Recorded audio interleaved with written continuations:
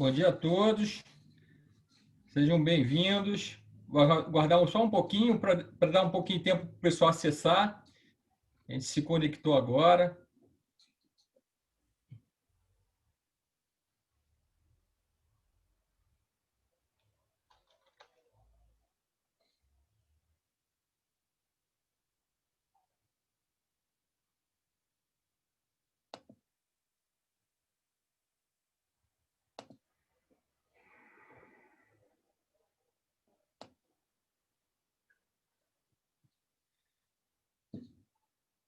Bom dia, Ana Lúcia, Zé Antônio, Mônica, Elaine.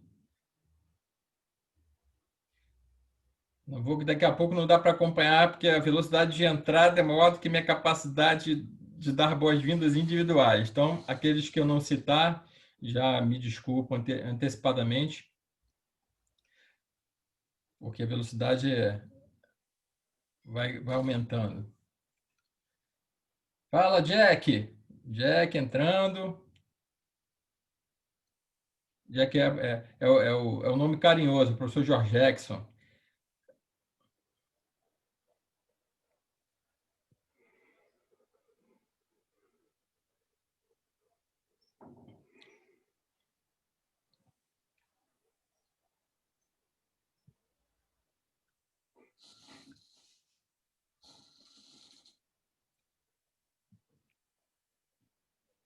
Não, vou dar só mais um tempinho e a gente começa.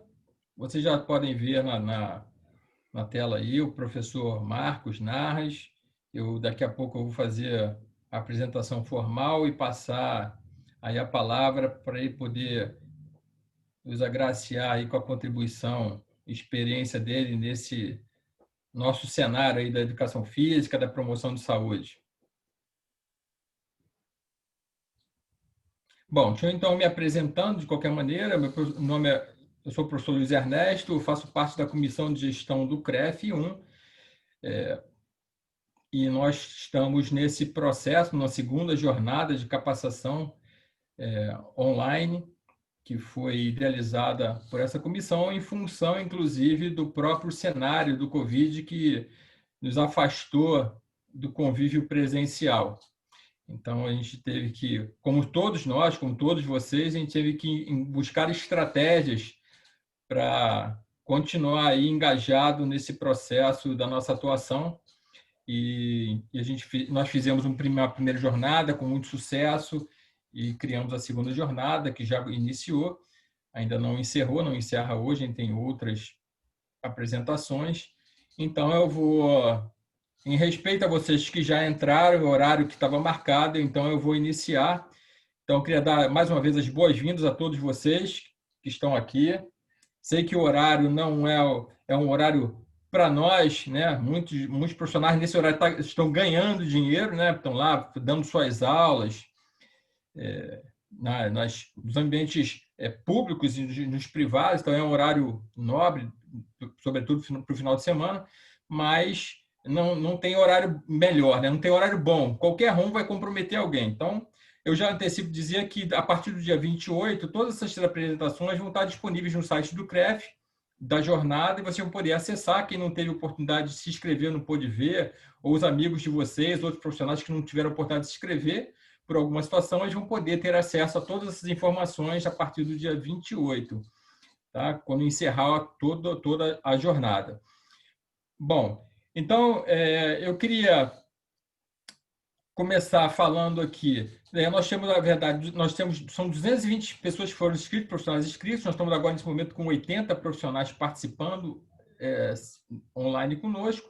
E eu vou começar, eu vou fazer a apresentação do professor Marcos Narras, e passando um pouquinho do currículo dele, bem resumido, mas para a gente ter bem o entendimento da qualidade dos profissionais que nós estamos conseguindo trazer para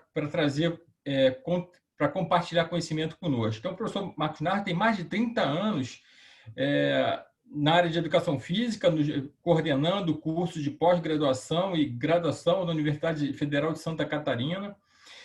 Ele tem mestrado em Educação Física pela Universidade Vanderbilt.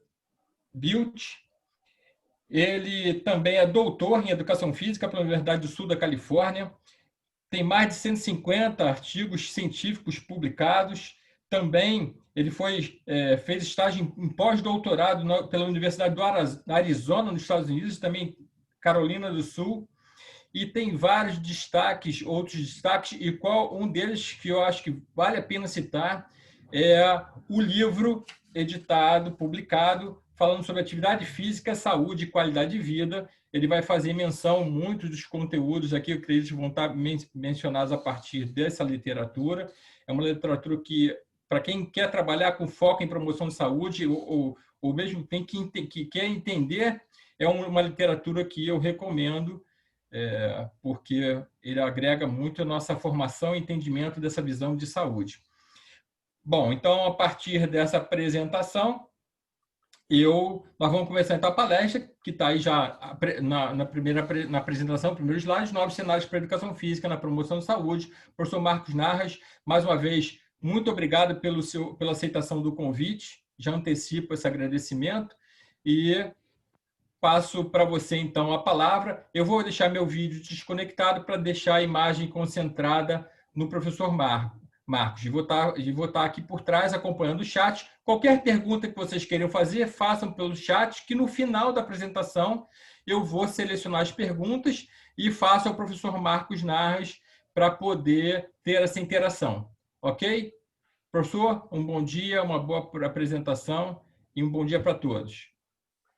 Bom dia, Luiz. É uma satisfação poder atender ao convite que vocês me fizeram para conversar sobre um tema, a meu ver, extremamente atual e que tem relação com a evolução da própria área de educação física, né? É claro que o que eu vou apresentar nessa aula, nessa comunicação, é muito da minha experiência, é muito da minha visão da educação física e do papel dessa área na promoção da saúde de todas as pessoas, né? Sobre o tempo que eu estou vinculado à educação física, eu comecei em 73, Luiz. Então, isso dá mais ou menos uns 47 anos que eu tenho vínculos. Daqui a pouco vai fazer bastante tempo que eu tenho acompanhado essas mudanças e essa evolução da área, né? E por falar em evolução e mudança, é claro que a geração com a qual eu convivi, eu sou de 53, então eu mais ou menos passei por essas mudanças rápidas, radicais e agora mais recentemente até drásticas, que a gente está vendo, né, em relação à vida humana no planeta, e eu vou me referir muito à vida no nosso país, um país que é uma mescla sensacional de culturas, de níveis educacionais, de práticas esportivas, e que, por si só, eu diria, uma grande amostra do que é a humanidade em geral, né?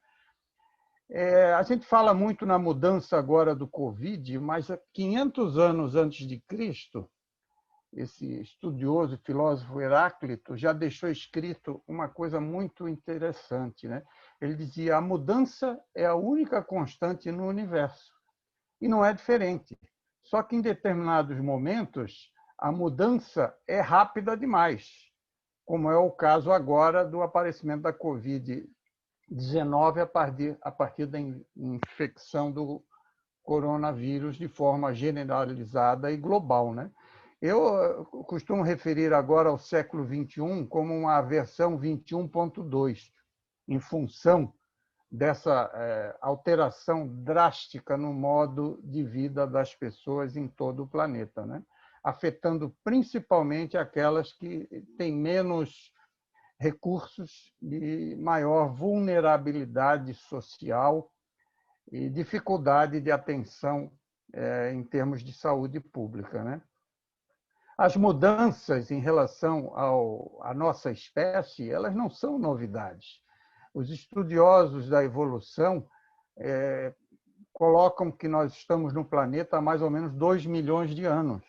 E essas evoluções, essas mudanças de características físicas, ambientais, da tecnologia, dos instrumentos mais simples que surgiram na cozinha e na luta e na caça há muitos milhares de anos, até a tecnologia moderna, as diversas modificações de estruturas sociais e comportamentos, elas tiveram um ponto de deflexão inicial por volta de 170 mil anos atrás, quando o Homo sapiens começou a sair da África e começou a expandir seus horizontes já com um nível de conhecimento superior às demais espécies que habitavam o planeta.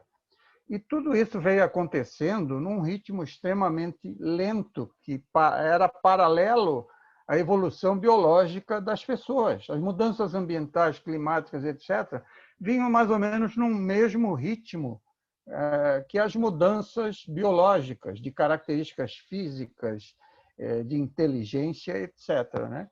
Por volta de 1500, já da nossa era, com as grandes navegações, nós vimos uma outra deflexão nessa curva evolutiva do Homo sapiens, ligada aos primeiros conhecimentos científicos. E as grandes navegações, a partir da Europa, de Portugal, Espanha, etc., têm muito a ver com esse desenvolvimento e que era paralelo ao renascimento também nas artes, na cultura, e ali começaram a surgir novos conhecimentos depois de uma era negra da Idade Média, muito dominada, em particular na Europa, pelos preceitos religiosos extremos, rigorosos demais e absolutamente sem fundamentação em evidências mais sólidas. Né?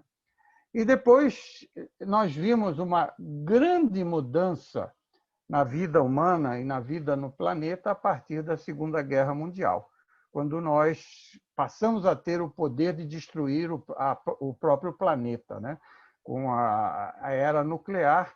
E os geólogos estudiosos das eras geológicas consideram que ali, em 1945, nós começamos uma era denominada Antropoceno, que é uma era em que o ser humano passa a ser realmente o centro evolutivo dessas modificações.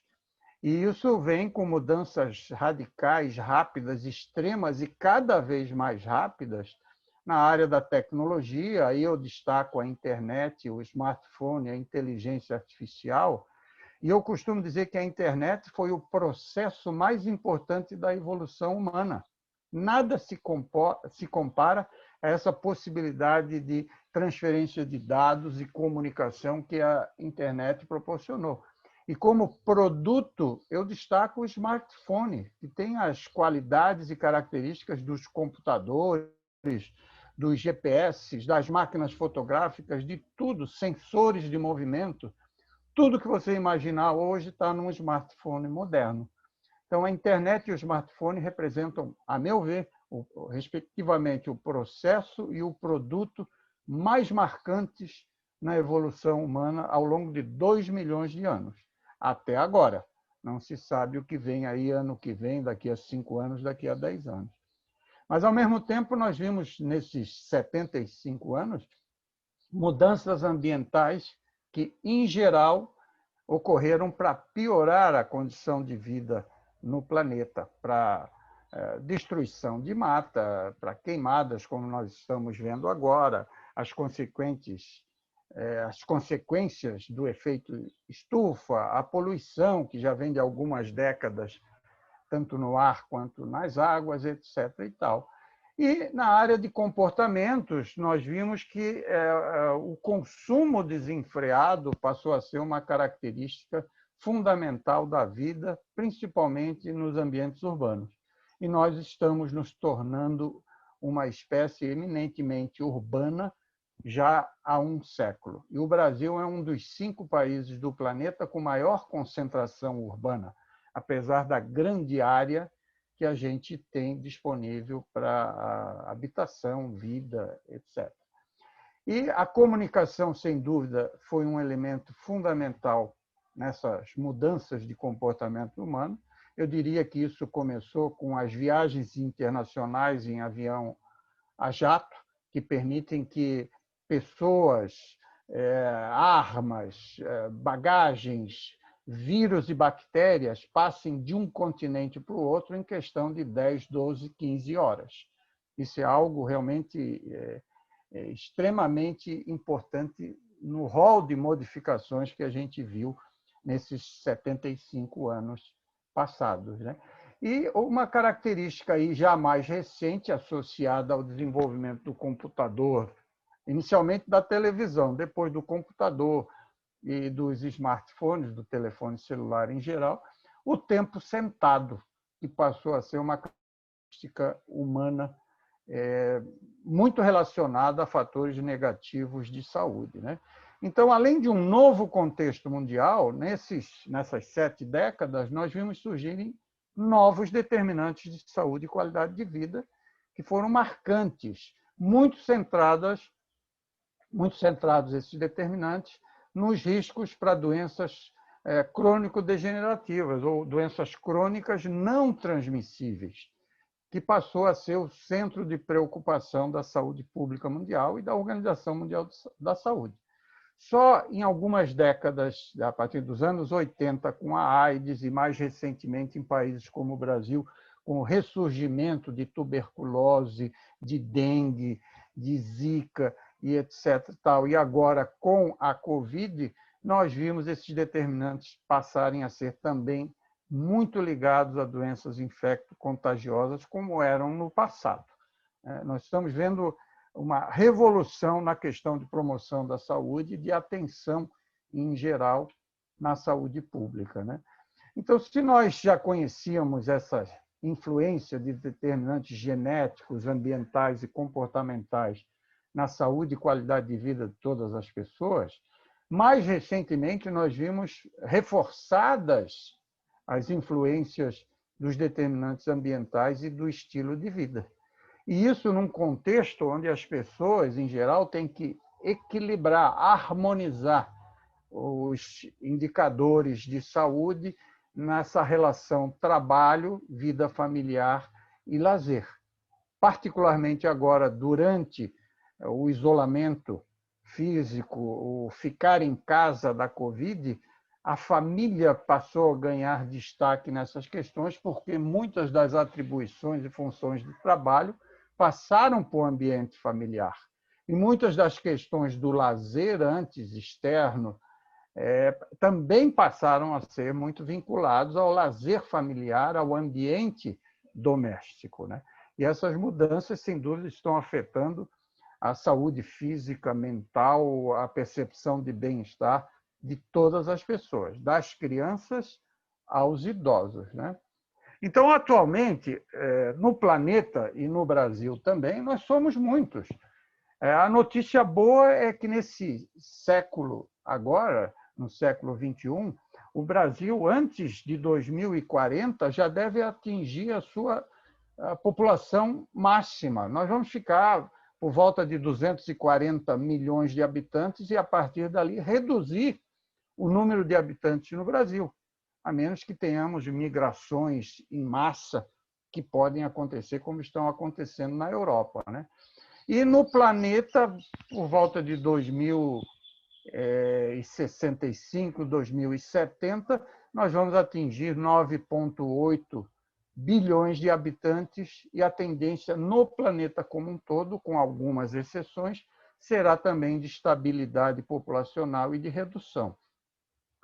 O que não está diminuindo, infelizmente, que vinha numa tendência de redução, mas que de uns anos para cá voltou a crescer, são as disparidades, as desigualdades norte-sul, entre grupos étnicos, entre níveis educacionais e dentro de cada país, por região e por características até de cor da pele, lamentavelmente. As disparidades homem-mulher por gênero diminuíram, mas agora, recentemente, também voltam a aumentar com a Covid e realmente nós estamos tendo um retrocesso em relação a essas disparidades.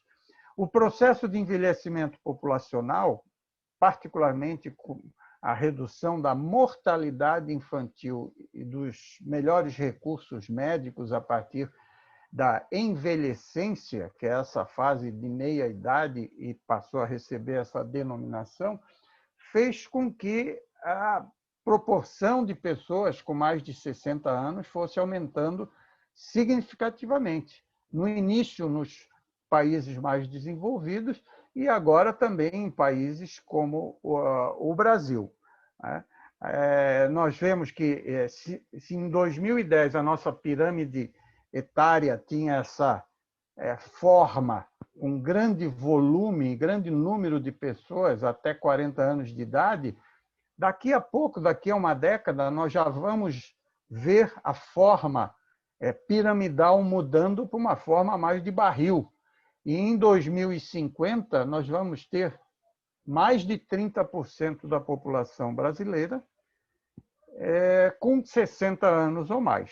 Isso tem implicações espetaculares, implicações econômicas, de saúde pública, lazer, de moradia, de atenção domiciliar em termos de saúde. E para a educação física, isso é um sinalizador, sem dúvida, que precisa acender uma luz amarela aí na formação dos nossos profissionais. Nós já temos ótimos profissionais e num bom número que trabalham com pessoas a partir da envelhecência. Mas nós precisamos ampliar o leque de competências e de profissionais que saem das faculdades com boa formação para essa atenção.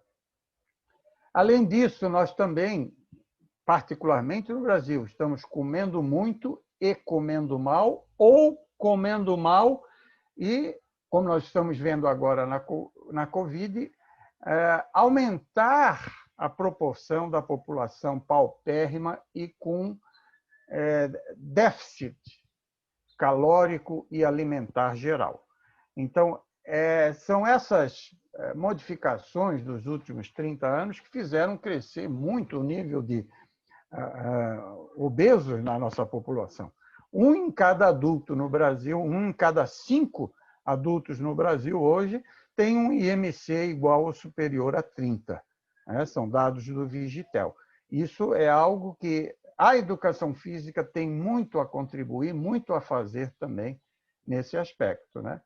Que vivemos sob pressão, isso todos nós sabemos. O medo do desemprego, o medo da violência, a falta de moradias, a falta de saneamento básico e tantas outras coisas que...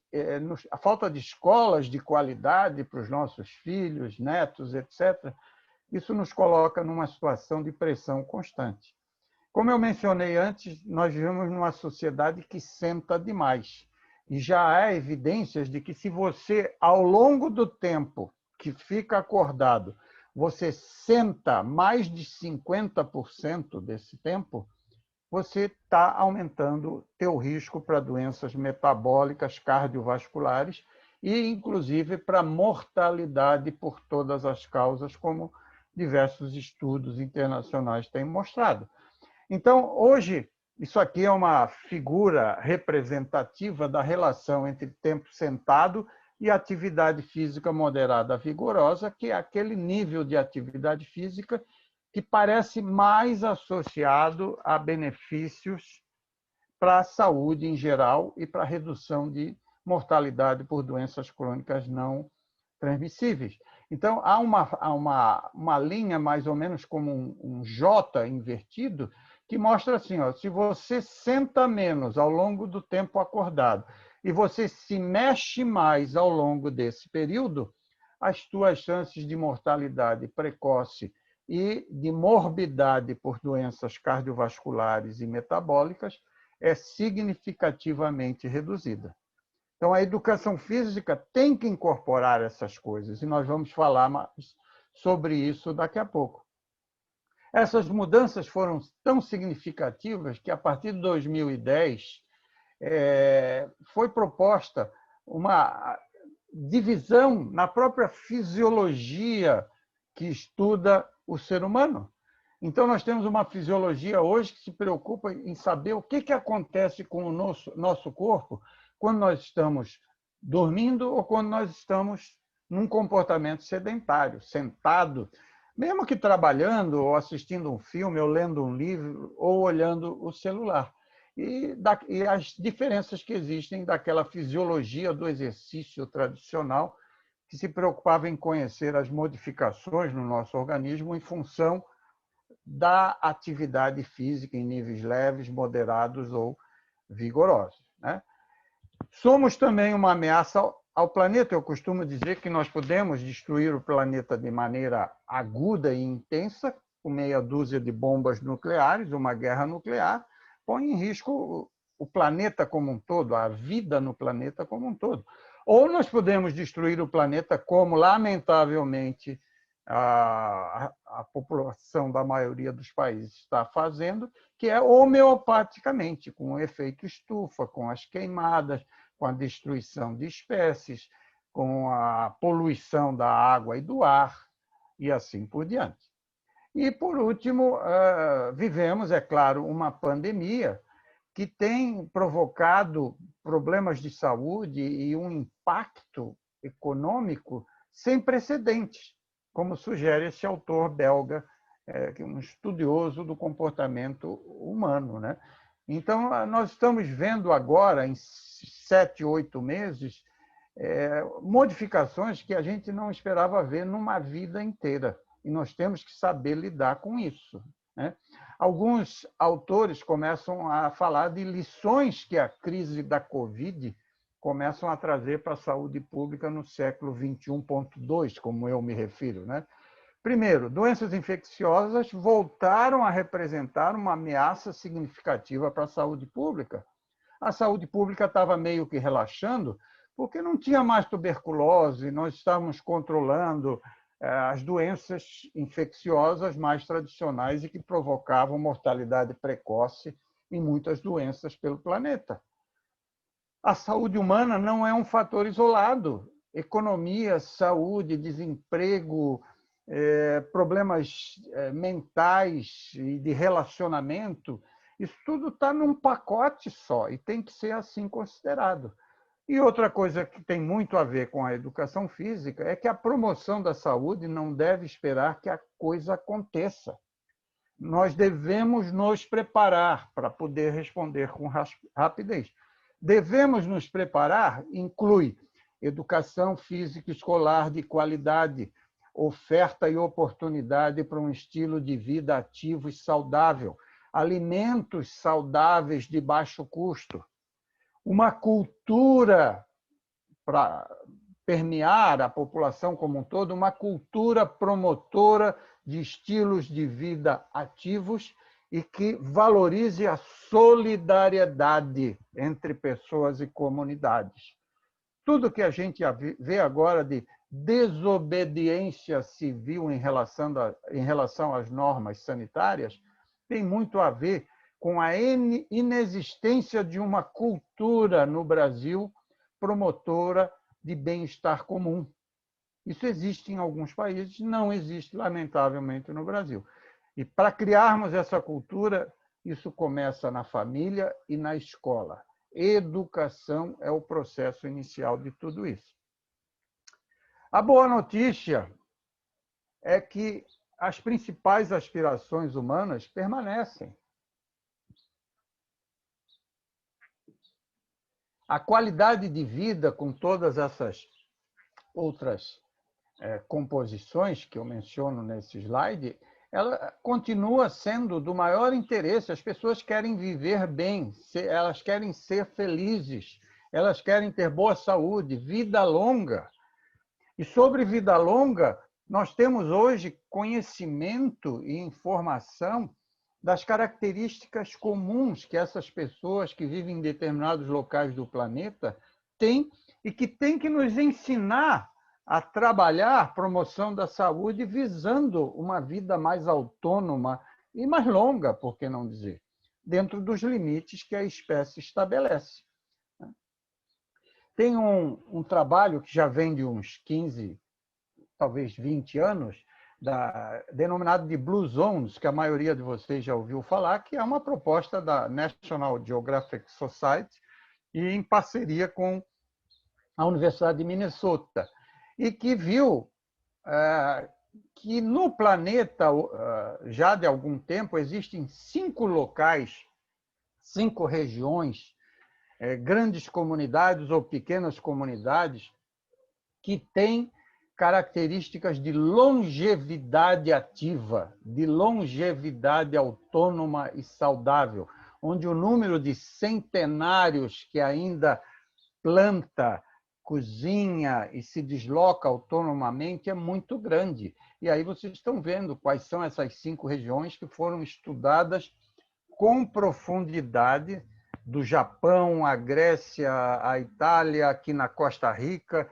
e Loma Linda, na Califórnia, numa comunidade adventista muito grande, que tem, historicamente, hábitos extremamente saudáveis, até por orientação da própria religião, né? Então, eles conseguiram agrupar o que eles chamam de Power Nine, os 9 hábitos comuns entre aqueles que vivem mais nessas 5 regiões do planeta. E uma das coisas que nos interessam mais diretamente é de que eles movem-se naturalmente. Esses velhinhos nessas 5 regiões não fazem musculação, não vão para academias e nem fazem exercícios com vídeos, etc. e tal. Eles têm um padrão de vida com atividades físicas leves a moderadas, mas que se mantém ao longo dos anos e ao longo dos dias, né? Conhecem seus propósitos de vida, reconhecem seus valores, eles têm momentos de relaxamento, param de comer quando o tanque está a 80% da sua capacidade. É comum entre regiões que têm idosos que vivem mais não existir o fenômeno da gula ou da falta de controle na quantidade alimentar. Tem dietas que incluem carnes, mas que são muito baseadas em plantas, sem agrotóxicos e com muitas fibras e diversidade, certamente. O vinho às 5 da tarde, né, que seria aquele happy hour, é algo que é mais ou menos comum e tem muito a ver com o relaxamento que eles estabelecem naturalmente como parte da cultura. Priorizam a família, dão grande valor à espiritualidade ou mesmo à religiosidade, né? E escolhem a tribo certa. Significam, esses grupos, eles mutualmente se influenciam positivamente. Se você arrumar uma turma de amigos na adolescência que gosta de sair para beber todas e usar qualquer tipo de droga, mesmo que você não use e não se comporte assim no início, a permanência nessa tribo inevitavelmente vai te levar a tais comportamentos. Se você vive com grupos que têm perspectivas mais saudáveis e de hábitos mais positivos, a tendência é que você adquira também esses hábitos. Há estudos que mostram até que você, tendo peso saudável, se você começar a conviver com um grupo de amigos que tem excesso de peso, é uma mera questão de peso, é uma mera questão de tempo você passar a ter aquele perfil também. Então, disso tudo que eu falei, fica a mensagem de que, de fato, poucas coisas na vida são mais importantes do que a saúde.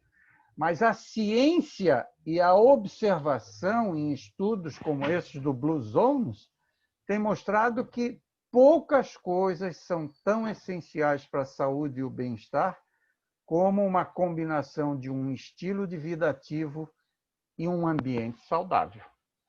Então, isso tem tudo a ver com o que nós estamos propondo para uma educação física que possa evoluir, né?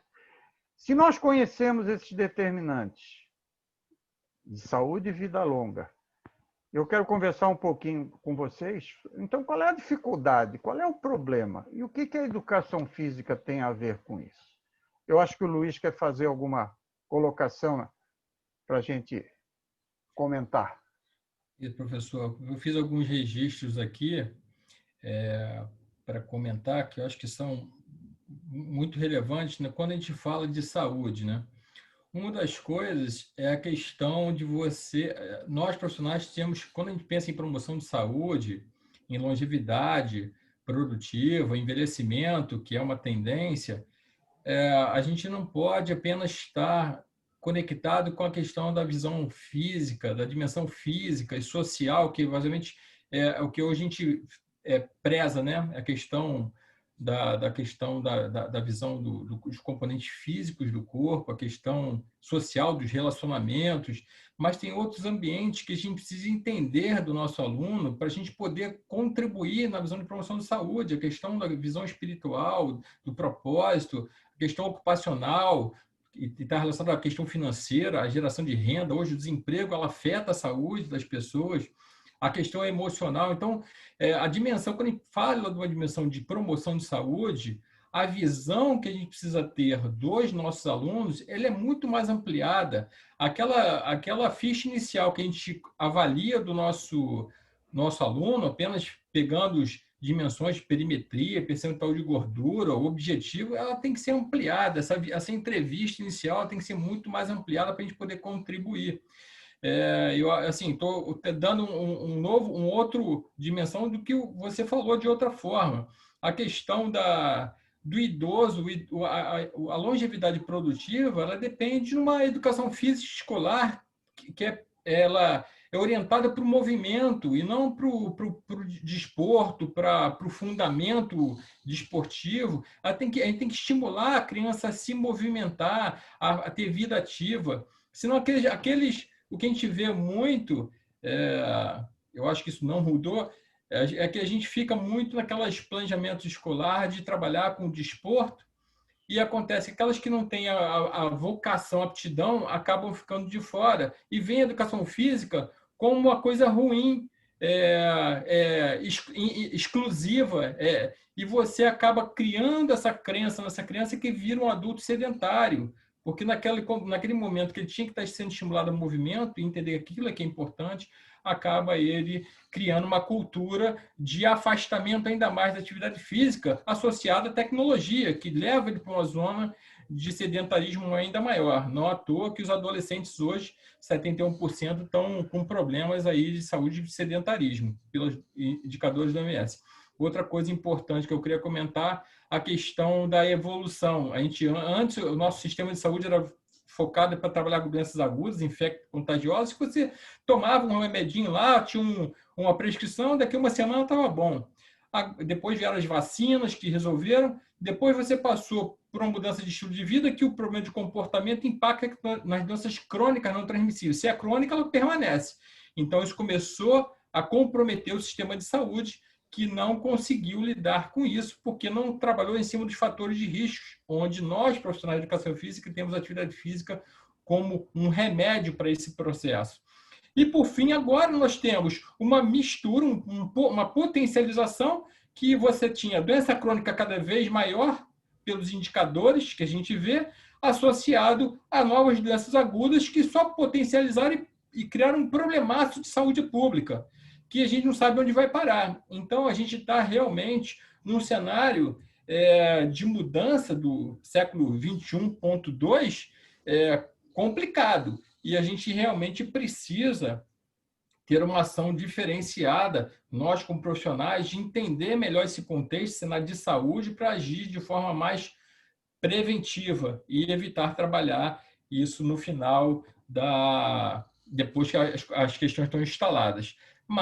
E outra coisa é a questão que a pandemia trouxe um aprendizado para a gente, que fazer atividade física não é apenas ir para a academia. Nós temos vários ambientes e ambiências para fazer atividade física que não precisa de dinheiro, não precisa, tem lugares públicos, tem a própria casa, que são ambientes para a prática de atividade física. A gente tem que estar com nós, que prescrevemos, nós temos que ter com essa dimensão ampliada. A academia é excelente, pode trabalhar algumas dimensões por equipamentos, força, resistência, podem dar uma melhoria em outras aptidões, mas falando de saúde, atividade física moderada, caminhada, ciclismo, ela por si só já é um uma boa atividade para você manter saúde, visto aí todas as informações que você trouxe. Marcos, excelente essa primeira etapa. Desculpa se eu alonguei um pouquinho, eu só queria dar uma contextualizada nessa primeira fase. Eu reitero que as perguntas podem ser feitas pelo chat, se eu estou registrando, no final a gente vai responder para vocês, tá bom? Marcos, está contigo de Ok. novo. Ok, Luiz. Sobre o teu comentário da abrangência da saúde, desde 1948, a Organização Mundial da Saúde expandiu esse conceito de saúde. Nós deixamos de referir saúde como ausência de doenças meramente e passamos a incluir indicadores sociais, indicadores econômicos, de saneamento básico, todos como indicadores de saúde das pessoas. E hoje, qualidade de vida representa o conceito de saúde que a OMS preconiza. Nós temos que ter percepção de bem-estar, nós temos que ter alimentação adequada, moradia, etc., assistência. O conjunto desses fatores nos dá uma boa qualidade de vida, que seria a saúde positiva preconizada pela OMS, né? Sobre a questão da educação física escolar, eu acho que mais à frente eu vou comentar um pouquinho sobre essas atividades, sobre prioridades, e que nada deve ser considerado dispensável ou excluído. A prática esportiva continua igualmente relevante, só que a gente tem que, como eu vou mostrar, expandir horizontes, né? Então, um estilo de vida saudável não é algo simples que você compre na farmácia. Não é algo que você mude e pode relaxar. É um processo, é para a vida toda, é uma travessia, como gostava de dizer o nosso escritor Guimarães Rosa, né? O importante não está na partida nem na chegada, o importante está na travessia, na viagem. Então, vida saudável é uma viagem. Estilo de vida saudável é um processo que inclui, que incorpora hábitos promotores do bem-estar e da qualidade de vida num ambiente saudável. Tem por base exatamente essa harmonia entre o equilíbrio pessoal e o ambiente onde se vive, o nosso ambiente de relação, né? E depende essencialmente das escolhas das pessoas, escolhas que são fruto da educação, dos valores individuais, diante das oportunidades que existem nas vidas das pessoas. E aí é que entra o poder público, as escolas, universidades, prefeituras, etc. e tal, empresas que têm que colocar diante das pessoas as oportunidades para que elas possam escolher um estilo de vida mais saudável, né? No Brasil, infelizmente, a gente, mais recentemente, eu diria mais desde 2013, 14, com o início de uma crise econômica, nós começamos a ver que os indicadores de qualidade de vida começaram a ser afetados por uma educação ruim que já é histórica, por indicadores de violência que também vêm se agravando nos últimos 20 anos de uma forma muito significativa, por níveis de corrupção que começaram com Pedro Álvares Cabral, a gente sabe disso, mas continuaram com outros Cabrais Colombos e muitos que estão por aí, e de uma forma assim incomensurável, como diria a minha professora de português, né? O que se roubou e que se rouba nesse país resolveria, em termos de recursos, o que se está buscando agora para atender às necessidades da Covid, da educação, da saúde pública, com sobra.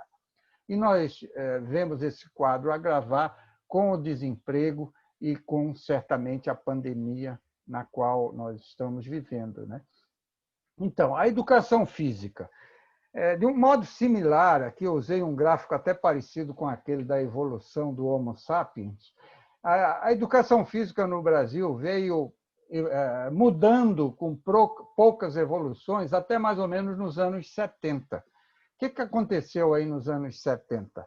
Nós vimos crescer muito o número de faculdades, formando professores de educação física em cursos de licenciatura na época, quando eu me formei em 73, E nessa década começaram a surgir os cursos de pós-graduação em educação física. O primeiro mestrado foi o da USP, em 1977.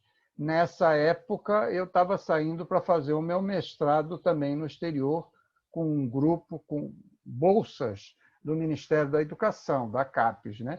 E esses grupos retornaram ao Brasil, em 1980, 81, e começaram a modificar, de fato, os cursos de formação e a criação de cursos de pós-graduação se tornou uma realidade, né? E isso veio com uma evolução significativa, mas que teve uma aceleração nos anos 90, em particular com o envolvimento da educação física com a área de promoção da saúde e com o surgimento da regulamentação da profissão, no final dos anos 90, com a criação do sistema CREF-CONFEF e novas formas de preparação profissional. Muito disso foi evolução, mas muito foi mudança. E, a partir daí, nós temos observado mudanças muito significativas e um pouco de evolução. Qual é a diferença? É que nem toda mudança é para melhor. Por exemplo, hoje, o número de cursos que forma profissionais de educação física à distância é uma coisa que eu considero uma mudança, não considero uma evolução. Não nos faltam profissionais para atuar na educação física no Brasil. Na verdade, nós temos um excedente de profissionais. O que nos faltam são boas faculdades presenciais para dar à sociedade profissionais cada vez mais melhor capacitados. E não é pela expansão descontrolada dos cursos EAD que nós vamos atender a esses anseios da sociedade. Tem algumas questões que eu considero fundamentais e que precisam ser revistas para a nossa educação física evoluir numa era de Covid e pós-Covid, né? Precisamos repensar qual é o nosso objeto de estudo. Falava-se em movimento humano, não sei o quê, atividade física, o exercício. Eu vou comentar um pouquinho sobre isso. Quais são as ciências que fundamentam a pesquisa e a prática em educação física? O rol dessas ciências foi expandido. Ciências físicas, biológicas, ciências humanas e sociais, todas têm contribuições, algumas mais, outras menos, para a nossa pesquisa e para a nossa prática. Em que áreas e contextos sociais a nossa atuação é realmente importante para a sociedade?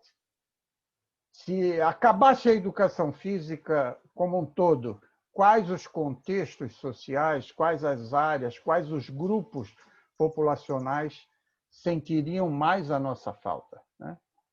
Qual a responsabilidade profissional da educação física? E eu vou comentar bastante sobre isso. Responsabilidade exclusiva, responsabilidade compartilhada e responsabilidade de parcerias. E uma outra pergunta que eu acho muito importante a gente se perguntar constantemente é como deve se caracterizar a formação profissional. Nós mudamos bastante até, mas vamos ter que continuar mudando os conteúdos, a forma, atribuir responsabilidades maiores à formação continuada, como essa que vocês estão fazendo hoje, por iniciativa do CREF aí do Rio de Janeiro, né? Então, o que eu destaco sempre é que a educação física, como uma grande área dentro do Brasil, tem 3 características que são exclusivas e inéditas do nosso país. Nós somos uma disciplina escolar obrigatória no ensino básico, nós somos uma área do conhecimento, uma área acadêmica reconhecida pelas principais fontes de financiamento. Você vai na CAPES, tem uma área chamada Educação Física. Você vai no CNPq buscar recursos para pesquisa, tem lá um coordenador de Educação Física. Nas fundações de amparo à pesquisa estaduais, a educação física é reconhecida como uma área do conhecimento por si só. Não como uma ciência, porque nós não somos, não vamos ser e não queremos ser uma ciência. Nós somos uma área do conhecimento que usa muito das ciências estabelecidas para desenvolver a nossa pesquisa e fundamentar a nossa prática. E somos uma profissão regulamentada desde 98. Nenhum outro país do mundo tem essa característica, essa tríplice aliança que favorece o reconhecimento social da educação física na sociedade. E nós atuamos em contextos diversos e importantes para qualquer comunidade, para qualquer estado e para o Brasil como um todo. Nós atuamos como parte da educação, no esporte como fenômeno cultural e comercial dentro da sociedade brasileira, no lazer e na saúde. Nós trabalhamos com uma questão que é essencialmente pedagógica, que é a de promover estilos de vida saudáveis, né? A pedagogia da promoção da saúde tem que estar mais presente tanto nas UBSs, nos hospitais, nas academias. Nós temos que ter fazer mais uso da pedagogia e da ciência que nós chamamos de pedagogia no nosso trabalho. Assim como a educação formal nas escolas tem que usar muito mais o conhecimento acumulado da saúde pública e da promoção da saúde. Fechando o foco, nós temos que trabalhar com educação para um estilo de vida ativo nas escolas e nas empresas também, com iniciação e aperfeiçoamento esportivo, que é a área essencial e exclusiva e afeta a educação física. Não vamos perder muito tempo com quem vai ser o treinador do meu glorioso Botafogo, quem é que vai levar a equipe de ginástica olímpica para os próximos Jogos Pan-Americanos, etc. E tal. Pode ser que seja um profissional de educação física ou não, porque quando a gente chega na competição de altíssimo nível, no esporte profissional, a gente extrapola as competências e a formação básica da educação física. Nós compartilhamos dessas atividades e podemos assumir, mas não é exclusividade nossa quando o esporte passa a ser olímpico, profissional ou extremamente comercial. O lazer ativo é o nosso foco na área de lazer. E na área da saúde, sem dúvida, a nossa grande missão é trabalhar com promoção de estilos de vida saudáveis. E aí nós temos que estudar psicologia do comportamento, estudar economia do comportamento, que é uma área muito em voga e muito importante para a gente entender o comportamento das pessoas e o que leva as pessoas a querer mudar ou não. Então, eu preparei esse slide aí de uma maneira muito rápida para mostrar o seguinte. Na minha percepção, nós temos na educação física algumas áreas de atuação que são exclusivas. E aí o sistema CREF-CONFEF tem que atuar para garantir que só profissionais da educação física, bacharéis ou licenciados, atuem. Existem áreas de atuação que eu chamo de compartilhadas, que nós podemos assumir se nos prepararmos para tal e, ora outras áreas assumem essas funções diante das necessidades da sociedade. E existem áreas parceiras, que nós não temos atribuições de assumir tais funções, mas que consistentemente usamos como parceiras nas nossas atuações e na nossa pesquisa. Nas áreas exclusivas, vocês conhecem muito bem, a educação física escolar é nossa e boi não lambe. Não queremos sargento nem ex-atleta dando aula de educação física escolar. Para isso, existem cursos de formação específicas de professores para a escola em todos os níveis. A ginástica de academia, o exercício para promover a aptidão física, especificamente em pessoas assintomáticas, sem problemas de doenças grave. Isso é assunto nosso. O personal training que orienta para o exercício físico.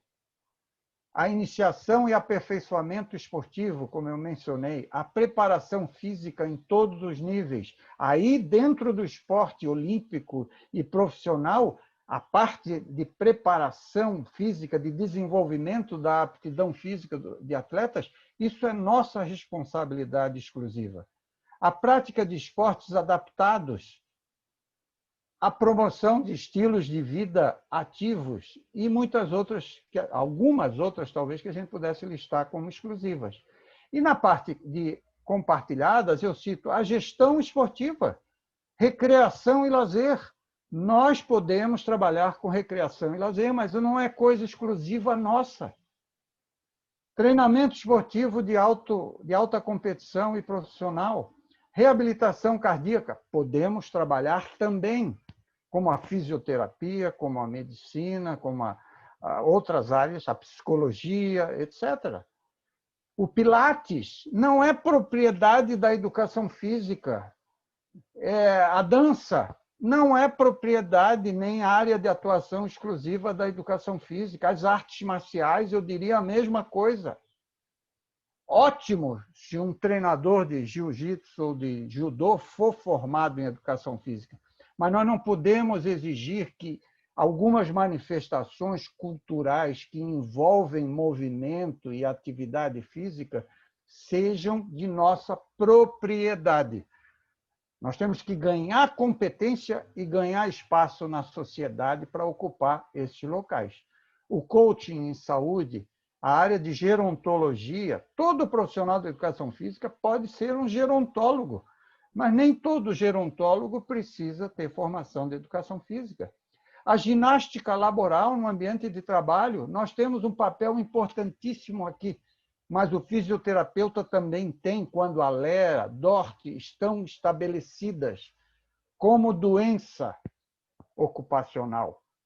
Então, nós temos que aprender a conviver com isso, assim como nas unidades básicas de saúde e nos hospitais. Nós não somos donos dos programas e ações de atividade física em unidades básicas de saúde e hospitais. Nós podemos contribuir muito quando a questão for promoção de estilos de vida ativos dentro dessas áreas. E existem áreas parceiras, como a nutrição, fisioterapia, terapia ocupacional, medicina do exercício, etc., etc. Epidemiologia, desde os anos 80, passou a ser uma área muito parceira da educação física. A própria pedagogia, como área de atuação e ciência, é uma área parceira da educação física. E eu incluí aqui o planejamento urbano, porque a educação física trabalha, sim, de forma compartilhada com promoção do deslocamento ativo, de comportamentos que envolvem o uso frequente da caminhada, da bicicleta, do skate, para ir e vir de um local ao outro. Então, o que eu penso, o que eu proponho é que a educação física tem que continuar ampliando a sua relação processo-produto. A essência dessa relação é exercício físico para desenvolver a aptidão física. Isso permanece, mas já vimos que era pouco nos anos 90, e nós ampliamos para a relação atividade física e saúde. Ampliamos, não excluímos nada. E agora, já há algum tempo, que eu proponho, muitos propõem, que a educação física tem que incorporar a promoção de estilos de vida ativos e saudáveis, visando um produto, e isso não é pejorativo eu falar dessa maneira, que nós denominamos bem-estar e qualidade de vida, que é mais ou menos aquele conceito ampliado de saúde que a OMS insiste em disseminar, mas que as pessoas ainda não incorporaram. Inclusive, muitos profissionais de saúde não incorporaram. Nós somos hoje uma área acadêmica e profissional focada na promoção do estilo de vida ativo e saudável, objetivando o desenvolvimento do bem-estar e da qualidade de vida de todas as pessoas em todas as faixas etárias. Quer mais do que isso? Que outra área tem essa abrangência quando a gente vai falar em saúde? Nenhuma. Então, nós não precisamos de resoluções que sejam restritivas demais para determinar reserva de mercado para a nossa área. A nossa competência e a nossa formação vai ocupar os devidos espaços naquilo que a sociedade espera de nós. Isso está acontecendo pelo mundo, essa preocupação para além da atividade física. O guia canadense, que antigamente era da atividade física, agora fala-se em guia canadense do movimento 24 horas, que inclui atividades físicas leves, moderadas, vigorosas, a preocupação com excessivo tempo em comportamento sedentário e o sono de qualidade também em jovens de 5 a 17 anos, e já existe a preocupação desde o nascimento. Isso aqui é interessante, vejam aqui essa proposta da Organização Mundial da Saúde, que propõe atividade física, controle do comportamento sedentário, controle no sentido de trabalhar para reduzir, né? E boa qualidade do sono para crianças até 5 anos de idade. O que levou a área acadêmica a desenvolver esse tipo de guia foram observações, por exemplo, de que crianças com 5 anos eram mais habilitadas para usar computador e celular do que para nadar e pedalar uma bicicleta. Então, elas tinham muito mais proficiência para usar computador e smartphone do que sabiam, por exemplo, se caíssem na água, nadar um pouquinho ou pedalar uma bicicleta, coisas que a gente considera fundamentais para o desenvolvimento motor e que têm a ver com o crescimento saudável dessas crianças. Muitos estudos, e eu estou mostrando esse em particular, foi desenvolvido na Suíça, na Universidade de Zurich, que viu o seguinte: qual é a probabilidade de viver mais 10 anos, de 75 para 85 anos de idade, se você observar esses 4 comportamentos muito simples? Não fumar, beber pouco, consumir frutas com frequência e ser ativo ao longo do dia. Atividades físicas leves a moderadas. O que eles encontraram? Se você tem esses 4 comportamentos simples, e eu tenho esses 4 comportamentos simples sem fazer força, a chance é de que essas pessoas de 75 anos chegariam aos 85 com 67% de probabilidade. E aquelas que não tinham esses 4 comportamentos, a metade dessa probabilidade. E havia assim, uma variação gradual se você tivesse 1, 2, 3 ou 4 desses comportamentos positivos. Isso é uma mudança de perspectiva, porque nós não estamos falando de morte e morbidade, nós estamos falando em sobrevivência e comportamentos positivos. Então, tudo isso leva a ideias como essa que eu tive já há 20 anos atrás, de propor um modelo, um instrumento e um conceito para promover estilos de vida ativos e saudáveis, que eu denominei o Pentáculo do Bem-Estar, e que está num livro de 2017, que é intitulado Atividade Física, Saúde e Qualidade de Vida. É um modelo para avaliação e promoção de estilos de vida saudáveis, e ele serve para crianças e jovens, o modelo serve para crianças e jovens, adultos, pessoal na envelhecência, idosos, pessoas com deficiência, etc. Porque eu não vejo variação nessas dimensões que afetam bem-estar e saúde das pessoas. O que vai variar? Vão variar os indicadores de cada uma dessas dimensões, dependendo do grupo populacional considerado. Alimentação saudável, atividade física, comportamento preventivo, relacionamentos e controle do estresse. Nós desenvolvemos, e está sendo validado agora, inclusive, um instrumento que a gente chama Perfil do Estilo de Vida em tempos de pandemia. A Universidade da Bahia está usando numa pesquisa com profissionais, e eu teria o maior prazer de mandar para quem tiver interesse nisso, que é um instrumento, uma escala de avaliação do estilo de vida, baseado no modelo do pentáculo do bem-estar. Em síntese, não sei se o Luiz quer fazer algum comentário antes de eu partir para os finalmente. Então, vamos fazer, depois ele traz as perguntas no final. Isso aqui é a praia onde eu estou agora. Talvez até o barulho do mar esteja aparecendo aí, porque eu consigo ver daqui os surfistas. O mar está com ondas pequenas, mas ondas bem regulares. Gostaria até de mostrar. Eu tenho o privilégio, eu saí de Florianópolis, vim me esconder aqui em Navegantes, numa casa perto do mar, e estou aqui desde o início de março. Então, isso para mim os efeitos da pandemia, para quem é aposentado, tem um salário garantido, ainda que vai diminuindo com o desgaste temporal. E perto do mar, isso realmente é um privilégio. Eu não saio de casa, é uma exceção muito grande eu botar o pé na areia, com todos os cuidados de distanciamento. Luiz, quer comentar alguma coisa? Sim, professor, rapidamente, só reforçar quando você cita que são atividades exclusivas, fez aquela relação de atividades físicas, da atuação exclusiva, parceira. Tem lá, você citou na atividade exclusiva a questão da promoção do estilo de vida saudável. E eu reputo que essa talvez seja a maior relevância da nossa atuação, não desmerecendo as outras, mas eu estou falando em termos de um contexto de saúde populacional onde há um comprometimento dessa saúde por conta do estilo de vida.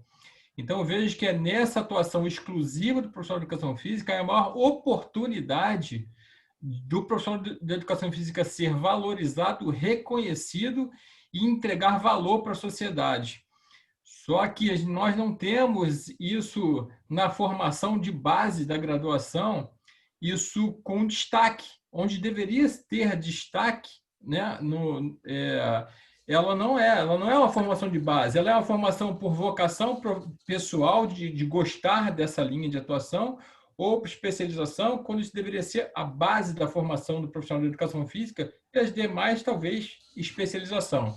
Então, é isso que eu queria só comentar e também falar que uma das ciências importantes que eu acho que a gente precisa começar a estudar, além da psicologia do comportamento, da economia do comportamento, que acho que está dentro, é a questão da neurociência. A neurociência está avançando muito, que eu chamo de tecnologia humana, do entendimento da tecnologia humana, que é falando de desenvolvimento humano, comportamento. E quando a gente entende na perspectiva dessa tecnologia humana como é que funciona, a gente consegue influenciar, ajudar muito mais os nossos alunos para essa mudança de comportamento do que, sobretudo, a gente apenas prescrever com base em protocolos genéricos que a gente aprende, não considerando as individualidades nas diversas dimensões de saúde que a gente hoje tem que considerar. Então, são essas duas contribuições que eu queria falar. Ótimo. E tem algumas perguntas que eu vou deixar ao final, que eu já registrei de alguns profissionais. E mais, vamos em frente, professor. Boa tarde. Vamos lá. Eu quero só destacar assim, exclusivo da nossa área, eu considero promoção de estilos de vida ativos. E nós podemos ser líderes numa área compartilhada, que é a promoção de estilos de vida saudáveis, que vai contar com gerontólogo, com nutricionista, com psicólogo, com fisioterapeuta. Todos podem contribuir com promoção de estilos de vida saudável, mas nós temos uma responsabilidade exclusiva com relação à atividade física e deveremos ser os líderes na promoção compartilhada de estilos de vida saudáveis, né? Isso, e sobre isso, professor, só para finalizar o meu comentário, é que essa é uma outra competência que nós temos que desenvolver, é saber trabalhar de forma multidisciplinar, é entender as competências das outras áreas para a gente poder ter diálogo.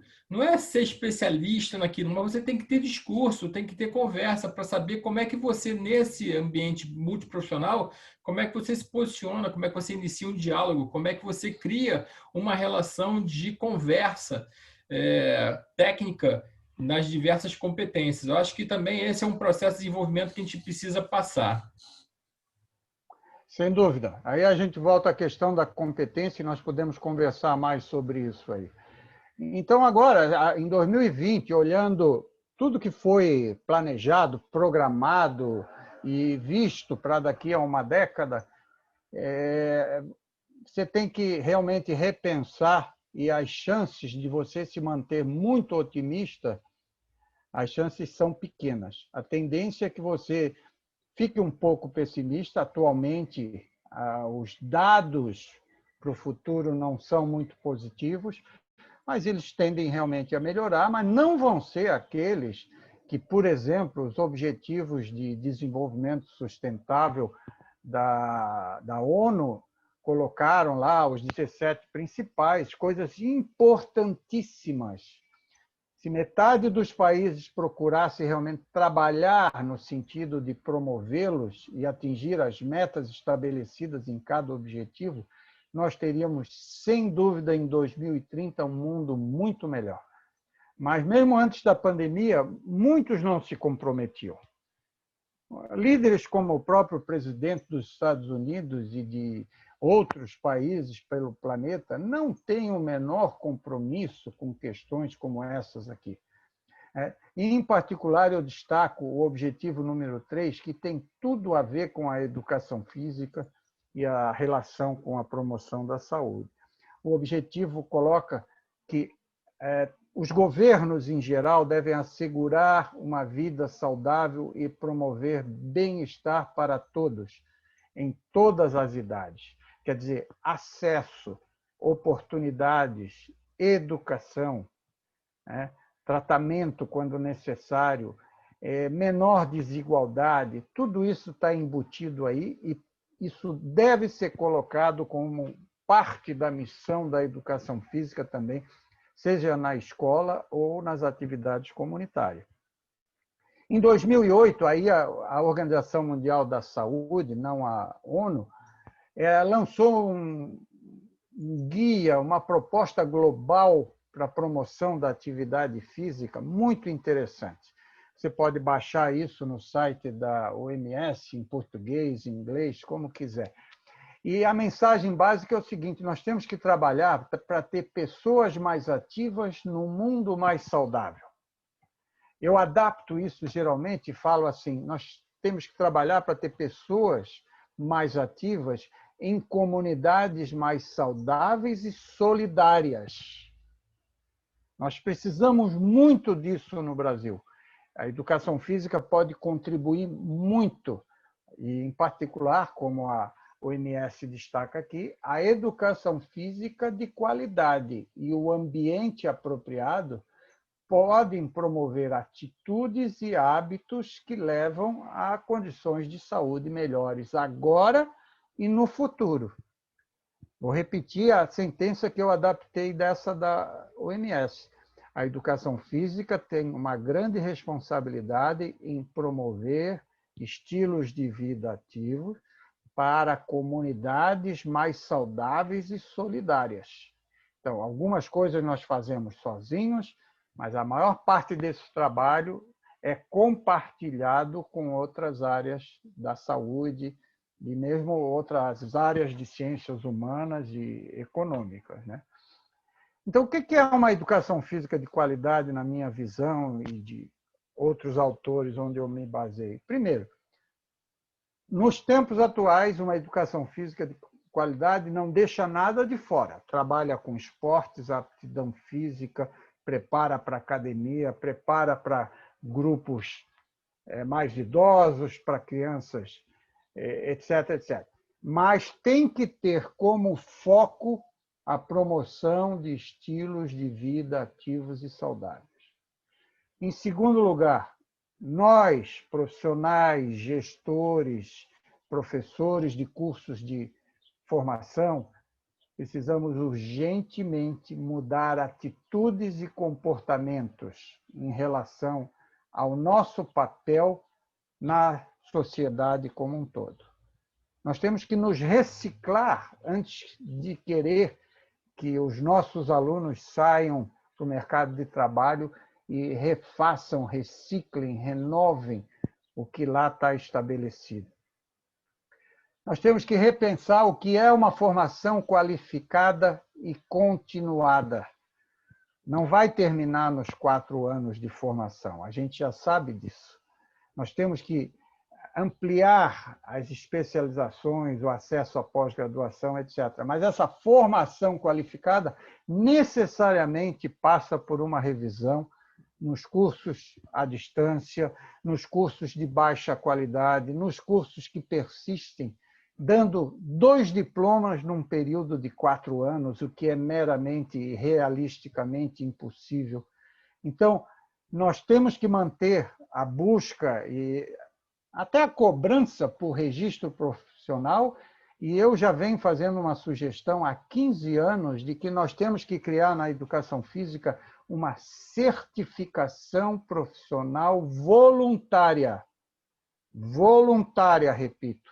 Nos moldes do que é feito nos formados nos cursos de direito, nós faríamos na educação física, a partir da iniciativa de conselhos, de centros de formação profissional, etc. e tal, provas periódicas, avaliações periódicas que dariam àquele profissional registrado uma estrelinha, ou o que você quiser dizer, uma certificação que mostraria para a sociedade que, além de ter diploma, além de ter registro profissional no sistema CREF-CONFEF, o profissional passou por um processo de certificação de competência. Eu acho que isso pode ser feito em nível estadual, não precisa ser algo que comece em nível nacional. Se der certo num dos CREFs, quem sabe isso possa ser expandido.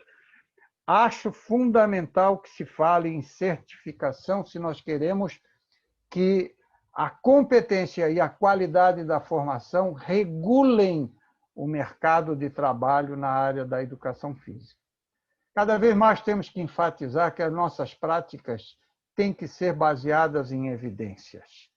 Nós somos ótimos em improvisações e jeitinhos, mas só improvisação e jeitinho não faz um profissional competente em nenhum lugar do mundo, né?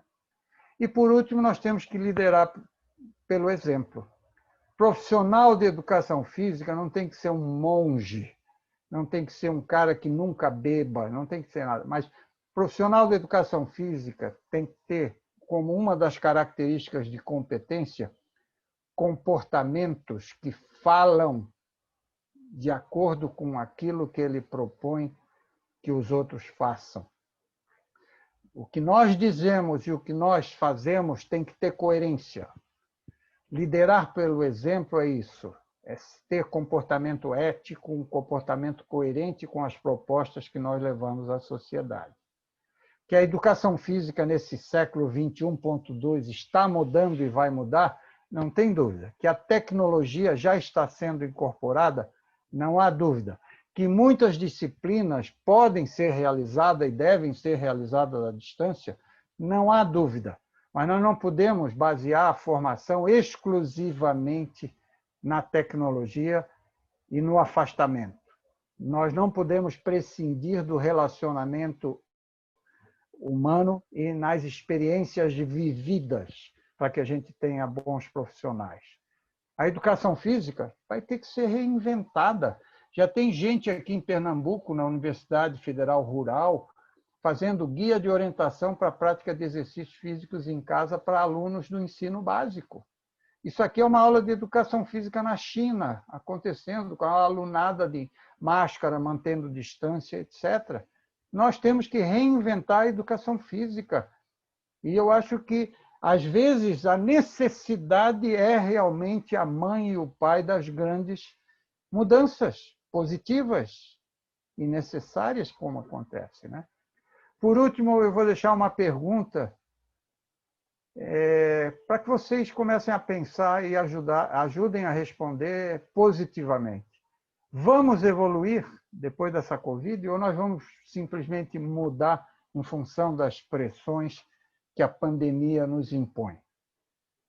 Será que nós vamos realmente ter um mundo mais ativo, solidário e feliz, como seria a esperança, depois de tantas mazelas, tantos problemas, tantas mortes. E às vezes a gente se esquece dos que tiveram a doença, se recuperaram e que estão com um regime de fisioterapia rigoroso, estão com dificuldade para falar, cantar, para caminhar. Porque às vezes mostram os dados na TV e dizem assim, Santa Catarina, muito bem, nós temos quase 200 mil casos registrados e só 10 mil casos ativos. 190 mil se recuperaram. Desses 190 mil, provavelmente a metade continua com dificuldade para falar, para respirar e para caminhar. Estão sobrevivendo à infecção e tentando recuperar a condição anterior à Covid, né? Eu acredito muito na educação como processo de mudança de comportamento, mas também para a criação de uma cultura mais saudável e solidária para a população brasileira. E eu acredito também que, realmente, quanto mais cedo se começa, é melhor. Mas nunca é tarde para se começar, né? Nunca é tarde demais para se iniciar um processo de educação e promoção de estilos de vida ativos e saudáveis. Aqui tem o meu e-mail, se alguém quiser, sei lá, fazer uma pergunta, mandar uma mensagem ou tiver uma curiosidade que queira me contactar, marcosnarras@gmail.com. Agradeço muito àqueles que não foram à praia, aqueles que puderam estar assistindo aqui, ao Luiz Ernesto, ao grupo do CREF que trabalha com a tecnologia. Realmente foi muito bom participar e passar minhas ideias. Eu fico lisonjeado em ter sido chamado para ser um desses palestrantes aí nessa iniciativa de formação continuada. Muito obrigado. Bom, professor, nós que agradecemos essa oportunidade. Eu tenho algumas perguntas aqui registradas que eu vou passar. Não dá todas, eu selecionei algumas por causa do tempo, mas então, já agradecendo. Uma que é genérica, as pessoas estão perguntando, embora eu já tenha colocado no chat, essa apresentação vai ser disponibilizada. Então, a partir do dia 28, quando encerrar essa jornada, essas apresentações, essa e todas as outras da jornada vão estar disponíveis no site do CREF, tá bom? Para vocês poderem assistir. Outra coisa que estão perguntando, de várias perguntas, é como é que compra o livro. Então, deixa eu mostrar aqui, ó. Esse não é a última edição, tá? Essa é a minha edição, que eu já li há algum tempo esse livro. A edição nova está ali com o professor Narras. Então, aqui para pegar as referências e procurar aí na Saraiva, não sei, em livrarias, bota. Não tem não. Não tem. Tem que mandar um e-mail para mim. Então, pronto, tem que mandar um e-mail para o professor Marcos. Mandar um e-mail, eu mando pelo correio. E ele encaminha. Olha só que presental, nós temos 129 pessoas participantes. Olha a responsabilidade, professor. Fico muito. Não vou ter essa quantidade de livros, não. Eu estou fechando essa edição de 2017, devo ter mais uns 20 livros comigo aqui. Então, desculpa, as pessoas têm que... Um já é meu, entendeu? Desculpa. Não é teu, tem 19 só. Só tem 19 agora. Tá bom. Mas então, vou começar as perguntas aqui. Tem aqui uma pergunta do professor Marcelo Jacinto, que ele fala se há alguma relação da qualidade de vida com o poder econômico. Então, quanto mais poder econômico tem relação com a melhor qualidade de vida? Se eu entendi, era essa pergunta que ele estava se referindo. Bom, essa resposta, essa pergunta é feita já há bastante tempo. Vou dar o exemplo de um estudo americano que viu o seguinte: ele tratou qualidade de vida como sinônimo de felicidade. E nos Estados Unidos, cresce assustadoramente a percepção de bem-estar e felicidade até $70 mil anuais de renda. Depois cresce mais devagar até um ponto que estabiliza.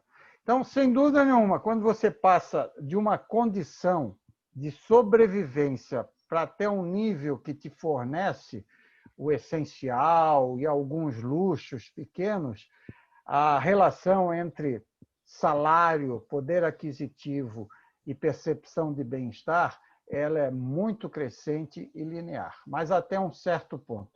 A partir de um ponto, no Brasil não se sabe muito, mas eu imagino que seja no meu nível, porque eu não preciso ganhar mais para ser feliz.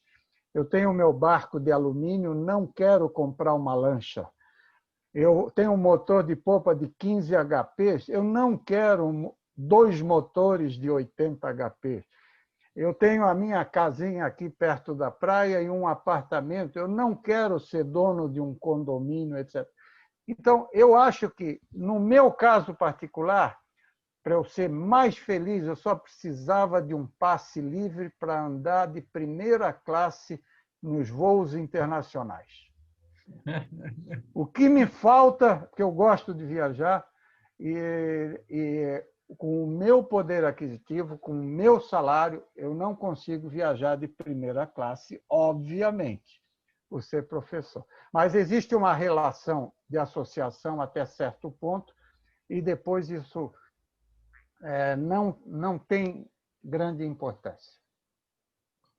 Ótimo. Eu tenho a professora também, a professora Dayana ela pergunta, eu acho que até uma afirmação que ela fala que há uma falta de alinhamento na atuação do profissional de educação física.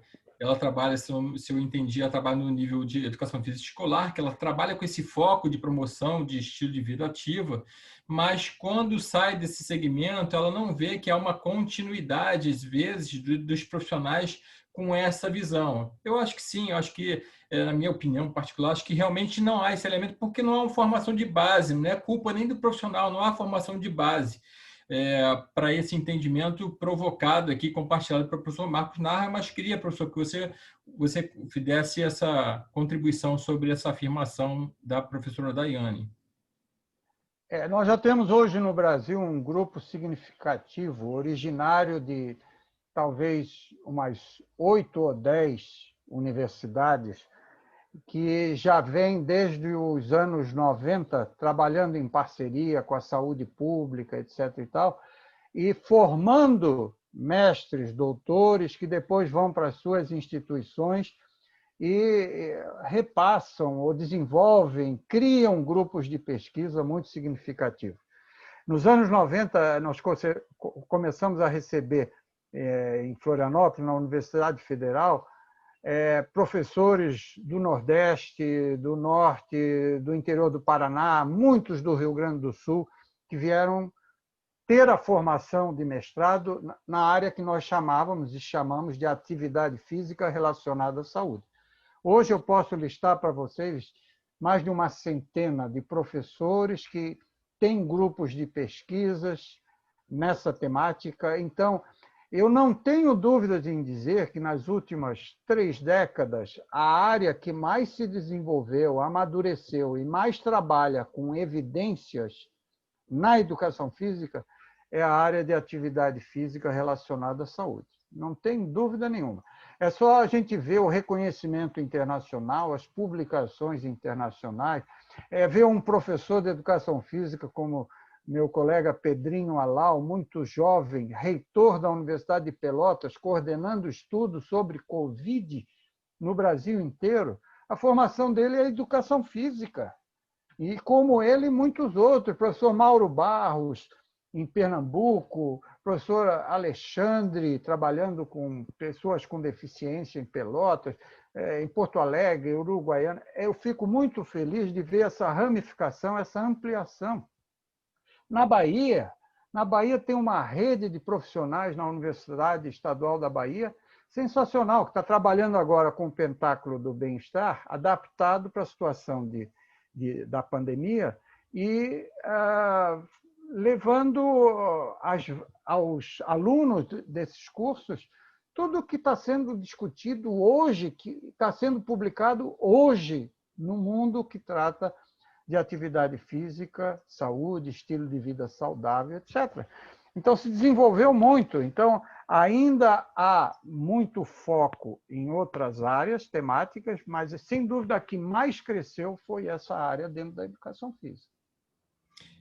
Aproveitando essa sua colocação, tem uma colocação aqui do professor Manuel Messias, que ele comenta que se essa formação de estilo de vida saudável, se a área que você comentou que mais cresceu, ela não deveria estar fazendo parte da graduação, da formação de base do profissional com maior amplitude. Ah, sem dúvida nenhuma. Olha, eu lembro que em 2006 nós tivemos uma mudança curricular bastante radical, e eu coordenava uma comissão de currículo na área do bacharelado lá em Florianópolis, e nós estabelecemos, desde 2006, 3 núcleos de formação para o bacharel. Então, o bacharel que se forma na Universidade Federal de Santa Catarina, ele passa necessariamente por esses 3 núcleos de formação, que inclui matérias teóricas, estágio, inclui experiências práticas, etc. Tal. E uma delas é promoção de estilos de vida ativos, atividade física relacionada à saúde.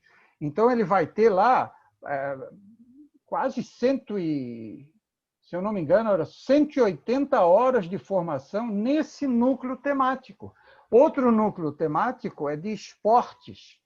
E um terceiro núcleo temático é recreação e lazer, se eu não me engano. Então, mas todos passam por esses conteúdos.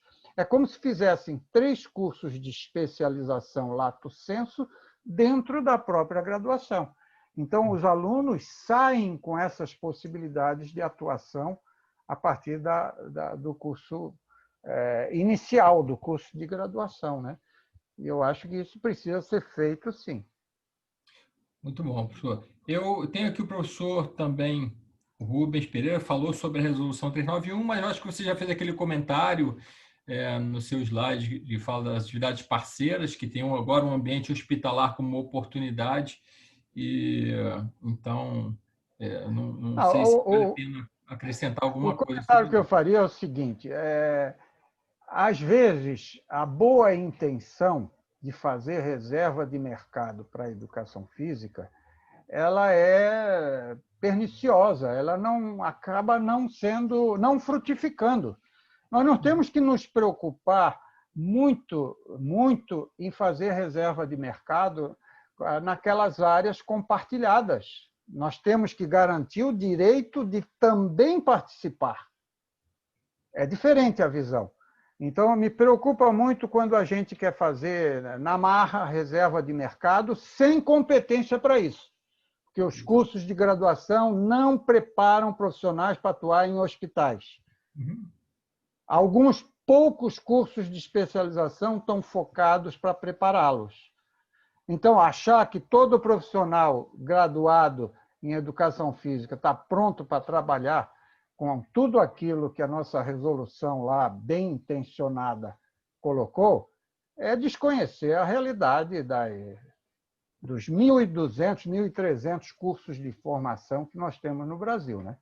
Nós temos mais cursos de formação inicial, licenciatura e bacharelado no Brasil do que o resto das Américas. Comece lá no Canadá e veja quantos cursos tem de formação em educação física. Inclui os Estados Unidos e pega o resto. E nós temos mais.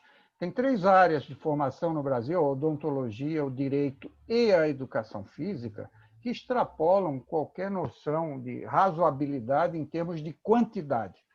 A educação física já vem de longa data precisando de mais qualidade. Reconhecimento social nós temos. Espaço para trabalhar nós temos. Mas nós precisamos nos preocupar mais com formação de qualidade. E essa reserva de mercado é consequência da competência. Eu acho que aquele slide que eu mostrei é bem ilustrativo. Tem áreas que nós temos que ir até o fim na defesa do direito do profissional da educação física ser o único, o exclusivo, e nós devemos formar. E ainda, lamentavelmente, eu penso que em muitas daquelas áreas exclusivas da educação física, nós não estamos formando bem. É uma pena. Professor, eu concordo 100% com o seu comentário. Eu acho que o nosso reconhecimento profissional ele não vai passar por legislação, não é legislação que vai garantir nosso reconhecimento e valor na sociedade, vai ser nossa legitimação de sermos bem Sem formados, dúvida. estudiosos e atuarmos no foco certo com essa visão que vai mostrar para a sociedade o nosso valor, porque nós vamos realmente intervir de forma positiva na melhoria da saúde populacional através da atividade física, que é o ofício da nossa profissão.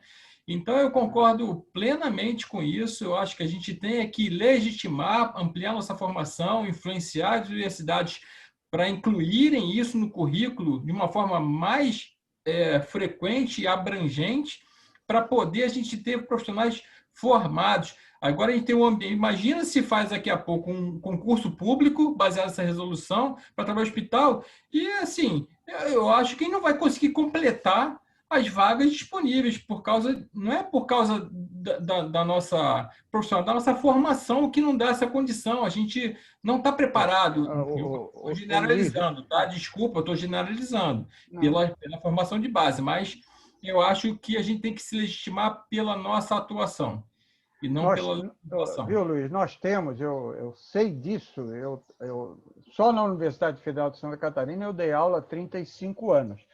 E tenho 40 e não sei quantos de educação física.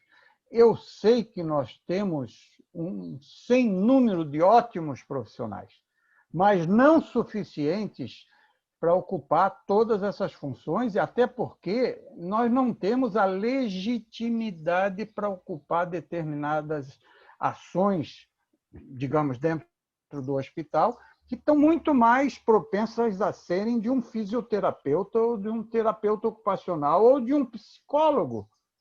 Então, eu penso assim, nós temos as leis fundamentais para nos garantir direitos. Nós somos uma área reconhecida por lei dentro da saúde e dentro da educação. Isso é lei. É bom que tenha essa lei. Diversas leis dizem a educação física é parte da educação formal no Brasil. A educação física é parte da saúde pública no Brasil. Ótimo. Bom, agora nós não precisamos de muitas subleis, resoluções e etc., que criam atrito exatamente com aqueles que devem ser nossos parceiros e devem compartilhar situações de atuação no mercado de trabalho. Essa é a minha visão, né?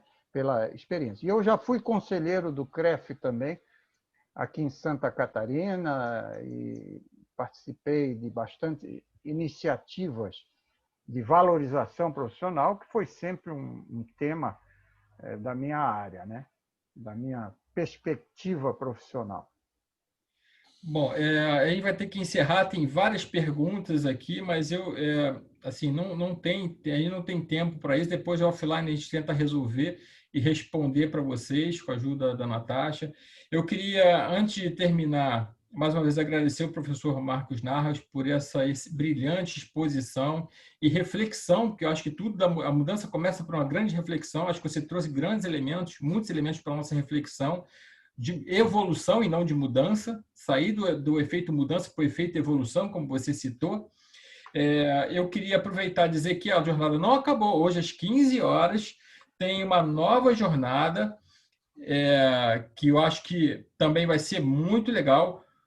Deixa eu pegar aqui, que eu anotei em algum lugar, para não me perder.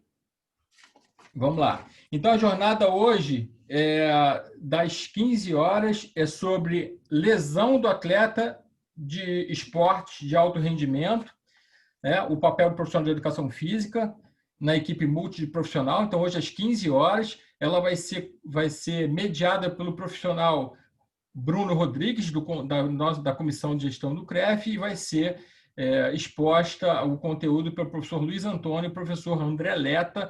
Não percam, porque também é um excelente tema, importante, e só fera aí para abordar o tema ainda hoje, às 15 horas.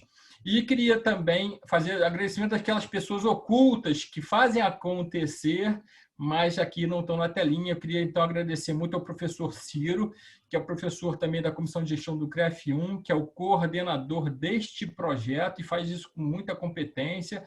Então, eu queria também destacar ele para que vocês saibam que tem um trabalho de bastidores que é coordenado por ele, e da Natasha, que ela está aqui com a gente aqui no chat, mas está oculta, mas faz um trabalho brilhante de suporte a toda a comissão e a esse evento particularmente, e fica lá nos bastidores. Então, eu queria evidenciar os dois profissionais que são responsáveis por esse fato, por esse compartilhamento, por esse projeto, e ficam nos bastidores.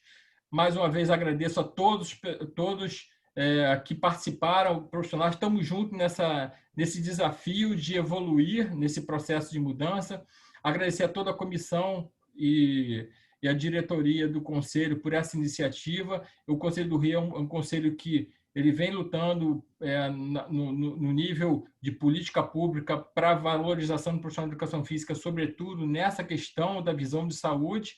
Então, ele tem sido pioneiro em várias iniciativas e vamos lá, vamos em frente. O desafio ele é grande, ampliou com a Covid, mas acho que a gente, com essa reflexão, a gente consegue, vai chegar lá. Nós vamos chegar lá porque eu tenho um espaço grande para a gente percorrer e nós temos vontade para fazer isso acontecer e a população precisa da gente.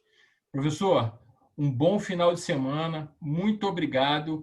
Separa o meu livro, que já vi que tem um monte de gente pedindo aí. Você vai receber uma enxurrada de e-mails pedindo. São 129 participantes que ficaram desde que estão aí com a gente, e você só tem 20. Eu não sei como é que você vai fazer esse bingo, mas a bola está contigo para resolver. Eu não sei, porque tem uma pergunta. Esse livro tem online também, professor? Tem uma pergunta aqui que eu acho que vale a pena responder.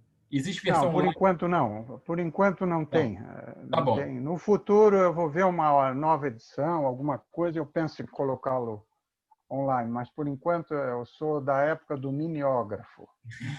Tá bom. Gente,